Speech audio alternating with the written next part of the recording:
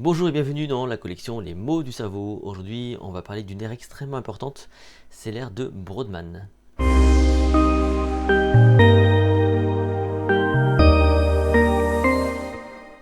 Je vous rappelle que vous retrouvez tout mon travail sur mon site les-secret.com où vous retrouvez donc toute mon activité sur la mémoire, la cognition, l'efficacité cognitive. Vous pouvez liker cette vidéo, la partager et vous abonner à cette chaîne YouTube. Il est temps pour nous de parler de l'ère de Brodmann.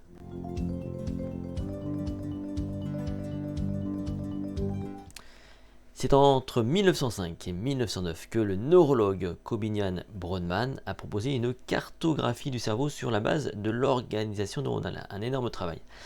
Et ça date du début du XXe siècle. Ces régions sont définies en fonction de leur, écoutez bien, cytoarchitecture, c'est-à-dire la forme des neurones et des réseaux qui les constituent. Vous avez sous les yeux donc cette cartographie avec tous ces numéros.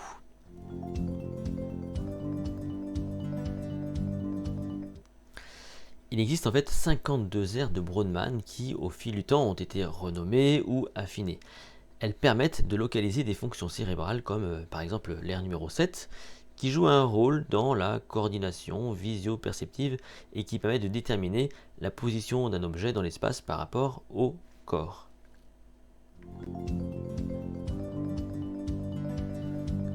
Le saviez-vous, depuis plus d'un siècle, la carte de Brodmann reste le système de localisation le plus connu du cortex.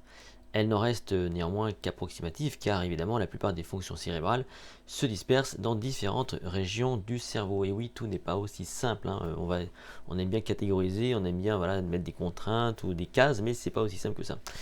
Vous prendrez plaisir en tout cas à partager cette information et rappelez-vous de cette cartographie de Brodmann car elle va permettre ensuite de parler des aires de Broca ou des aires de Wernicke qu'on voit dans d'autres vidéos.